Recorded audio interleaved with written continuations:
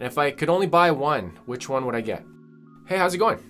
If you're new here, you can do that. And then if you haven't subscribed yet, you can do all that stuff. We got two top of the line Telecasters. Got them right here. Let's get them out. One is Fender. This is the Fender Pro 2, American Pro 2 in Dark Knight. Okay. And then we got the other guy, G&L Fullerton Deluxe ASAT Classic. Both made in America, both made in California. This one's made in Fullerton, California. This one's made in Corona, California. What we're gonna do in this video is we're gonna go over both guitars. We're gonna go over all the specs. We're gonna play it in a blind tone challenge. You can hear how they sound and decide which one you like the best. And then at the end of the video, I'll give you my pros and cons and what I think about each one. And if I could only buy one, which one would I get? So this can be like maybe a buyer's guide, help somebody if they're in the market for both. Let's get these down. Let's get down with it. Let's get down to the nitty gritty. So let's talk about the specs. And first we'll talk about the price. The prices have been just going up nonstop. Last time I did a video, I think the Pro 2 Tele was like $14.99. Now it's $16.99. And the G&L, the ASAT Classic, is $14.99. And we'll go over everything. So you can see maybe like, you know, the $200 difference. Maybe you can justify it, or you can see what the difference is. I'm gonna bring it up on the screen. We're gonna have beautiful B-roll. I spent minutes making this B-roll, so enjoy it. I like taking photos and videos, it's fun. Let's bring them both up side by side. We'll start with the General. They're both 6-string. These are both right-handed. They make left-handed models. Apparently G&L is very good at providing left-handed models. That's one pro I've heard from that company. About that company from other people. Let's talk about the bodies. Bring it up.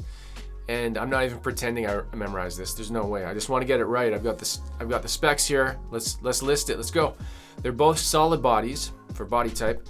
The body shape, the Fender is called an American Professional 2 Telecaster. You know what's weird? Somebody had a comment one time and they said, that's not really a Telecaster. I'm like, what do you mean?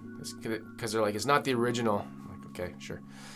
Body type, body shape for the other one, Fullerton Deluxe ASAT Classic. So that's just the names. The body material of the Fender is alder. The body material of the ASAT, I'm just gonna refer to it as ASAT.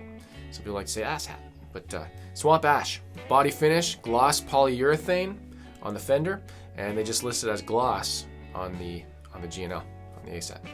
Color is dark night, really, really nice, cool dark night. And the ASAT has butterscotch blonde, really nice as well. You can see the grain in the body, really nice.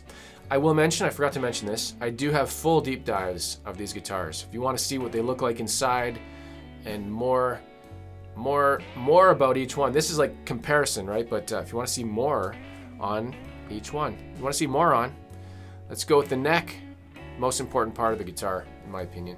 They're both maple necks. The Fender Pro 2 is a deep C, and they call it a modern C on the ASAT. They're both bolt-ons, four screws or bolts, I guess, right? 9.5-inch radius for both. Forget about the when we're talking about tones and stuff later, or when you're hearing it. One has rosewood fretboard, the Fender, and the other one has a maple fretboard, the ASAT. Forget about that. That's not important. It's just what I have. I bought one that had rosewood, and I got the other one that has maple. So the dot inlays on the Fender are white dots, and that's because it's a rosewood, so they like to do the contrast. It's black dots on the G&L. 22 narrow tall frets for the Fender, 22 medium jumbo frets for the G&L, but they both have the same scale length, 25.5 inch scale length. The nut width is 1.685 inch on the Fender and slightly bigger on the G&L, 1.6875 on the G&L. A little bit wider neck. Nut material is bone for both. What kind of bone do you think it is?